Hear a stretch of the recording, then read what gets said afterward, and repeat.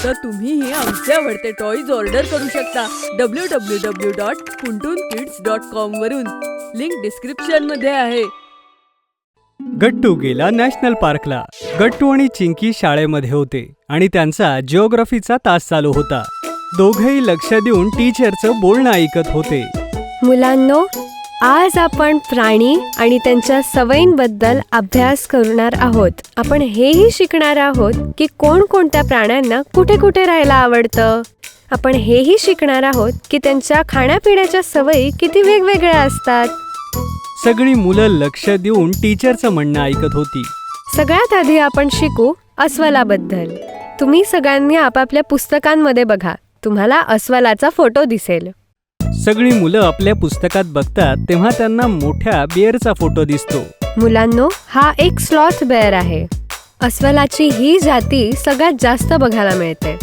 हा अस्वल राहतो तर जंगलात, पण झोपण्याकरिता शक्यतोवर आजूबाजूच्या गुहांमध्ये हा जातो. अस्वलाचं आवडतं खाद्य म्हणजे मुंग्या, पण कधी कधी तो फळं आणि त्यांच्या बियाही खातो. तर मुलांनो, तुम्हाला कसं वाटलं अस्वलाबद्दल शिकून? हो मॅडम, आम्हाला खूपच आवडलं. मुलांना बेअर विषयी ऐकून खूप मजा येत होती. मुलंही इतकी शांतपणे ऐकतात हे बघून टीचरला सुद्धा आनंद झाला. मुलांनो, आता आपण एलिफंट विषयी जाणून घेऊ.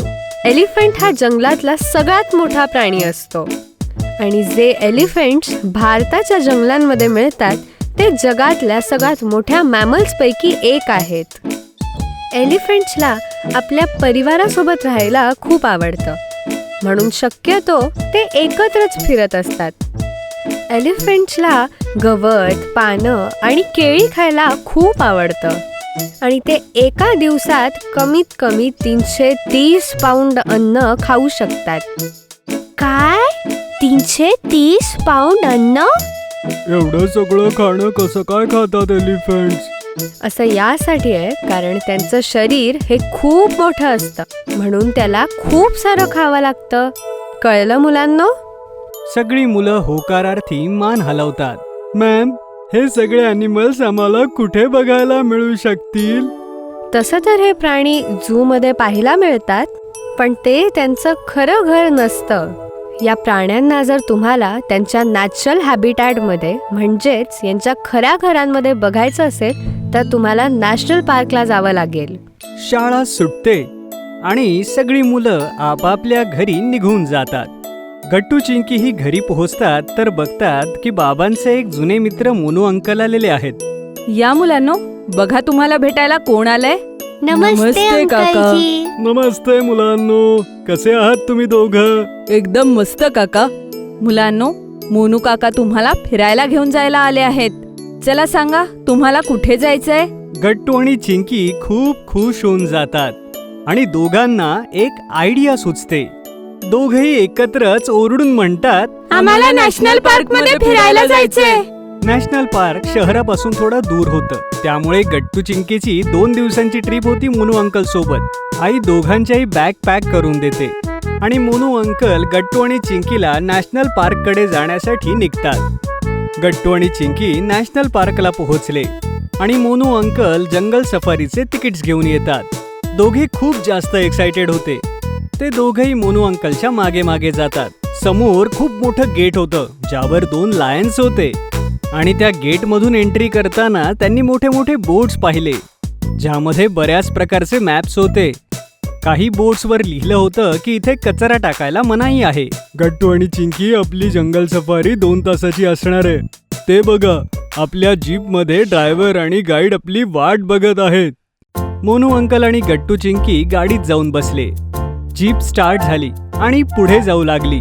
त्यासोबतच गट्टू आणि चिंकीची एक्साइटमेंट लेवलही वाढू लागली. त्यांना तर फक्त लवकरात लवकर हत्ती आणि अस्वलाला पाहायचं होतं. नॅशनल पार्कचं दाट जंगल सुरू झालं होतं. सर्वात अगोदर गाईडने छोटे छोटे मोर दाखवले जे अगदी आरामात एका झाडाखाली बसले होते. वाव, हा मोर किती सुंदर आहे. खरंच, मी एवढे सुंदर पिकॉक्स कधीच नाही बघितले. मुलांचं बोलणं ऐकून मोनू अंकलला हसू आलं. पुढे जाता जाता गाईडने एका हरणाकडे इशारा केला जो एका छोट्या तलावाजवळ पाणी पित होता. गाईडने ड्रायव्हरला गाडी थोडी हळू करायला सांगितली आणि बाकी सगळ्यांना अगदी शांत बसायला सांगितलं. गट्टू चिंकी, एकदम शांत बसा. जर त्या हरणानं तुमचा आवाज ऐकला तर तो पळून जाईल. गट्टू चिंकीने होकारार्थी मान हलवली. मग जीप पुढे निघाली. जीप एका जंगलात जाऊन थांबते. काय झालं अंकल, आपण इथे का थांबलोय? चिंकी, इथून थोड्या अंतरावर एक लायन आहे. आता आपण त्याला पाहू. अरे वा, आता आपण सिंह बघणार. मला तर भीती वाटते अंकल. जर त्या लायनने आपल्याला खाल्लं तर? अगं नाही चिंकी, आपली जीप त्यापासून खूप लांब असणार आहे.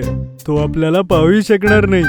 जीप हळूहळू पुढे जाऊ लागली आणि काही दाट झाडांमागे जाऊन थांबली. गाईडने प्रत्येकाला एक एक करून बायनॉक्युलर्स दिले आणि दूर बसलेला एक लायन दाखवला. ते बघा, त्या लायनने आत्ताच आपला शिकार खाल्लाय आणि आता आराम करतोय.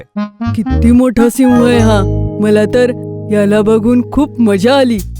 हो खरंच, केवढा मोठा आहे हा लायन आणि सोबतच केवढा खतरनाक दिसतोय. मग जीप पुढे निघाली. शेवटी गट्टू चिंकीला ज्या प्राण्याला पाहायचं होतं ते दिसलेच.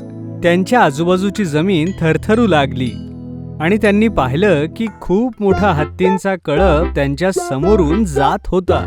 एवढ्या सगळ्या हत्तींना बघून गट्टू आणि चिंकी तर अगदी हैराण होऊन गेले होते.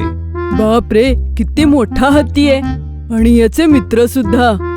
आमच्या बाई तर बरोबर बोलत होत्या, हे सगळे तर आरामात खात असतील 330 पाऊंड अन्न. पण याच्यासाठी एवढं अन्न कुठं येत असेल? एवढं कोण बनवत असेल? अरे, या नॅशनल पार्क मधलीच लोक या प्राण्यांच्या खाण्यापिण्याची काळजी घेतात मुलांनो. या मोठ्या हत्तींचं खाणं देखील तेच आणतात. अशी जीप पुढे जाऊ लागली आणि गट्टू आणि चिंकीने खूप सारे ॲनिमल्स पाहिले. त्यांनी ससा, माकड, जिराफ आणि गेंड्यांनाही पाहिलं. गट्टू आणि चिंकीला प्रत्येक प्राण्याला बघून खूप आश्चर्य वाटत होतं, कारण त्यांनी त्यांच्या घराजवळ असं कुठलाही मोठा प्राणी पाहिला नव्हता. खूप पूर्वी चिंकीच्या एका मैत्रिणीकडे एक छोटासा ससा होता, पण इथे जे ससे होते ते खूप वेगळे होते. हे ससे त्या सशांपेक्षा मोठे होते आणि जास्त सुंदरही. त्यांना प्राण्यांसोबतच आपल्या शिक्षकांनी शिकवलेला धडाही आठवत होता. पाहता पाहता 2 तास संपले आणि जंगल सफारी देखील संपली. मला तर कळलंच नाही ते 2 तास कसे संपले. हो, खरंच खूप मजा आली. मोनू अंकल दोघांनाही खुश पाहून अतिशय खुश होते आणि मग त्यांनी दोघांना एक एक आईस्क्रीम दिलं आणि मग सगळेजण घराकडे निघाले. अंकल, आम्हाला परत नॅशनल पार्कला नक्की घेऊन या हा. हो काका, आम्हाला इथे खूप मजा आली. मी पुन्हा नक्की येईन. हा मुलांनो, का नाही. पुढच्या सुट्टीमध्ये मी तुम्हाला पुन्हा नॅशनल पार्कला फिरायला आणीन. घरी पोहोचल्यानंतर गट्टू आणि चिंकीने नॅशनल पार्कच्या सगळ्या गोष्टी आईला सांगितल्या. आई सुद्धा त्या सगळ्या गोष्टी ऐकून अतिशय खुश झाली. अरे वा, मला हे ऐकून खूप छान वाटलं की तुम्ही तिथे काय काय शिकलात. चला, आता मोनू काकांना टाटा करा आणि हो, त्यांना थँक्यू ही म्हणा. बाय बाय अंकल, तुम्ही आम्हाला भेटायला लवकर या हा. हो काका, थँक्यू आम्हाला फिरायला घेऊन जाण्यासाठी. हो मुलांनो, जरूर. एवढं बोलून मोनू अंकल आपल्या घरी निघून गेले.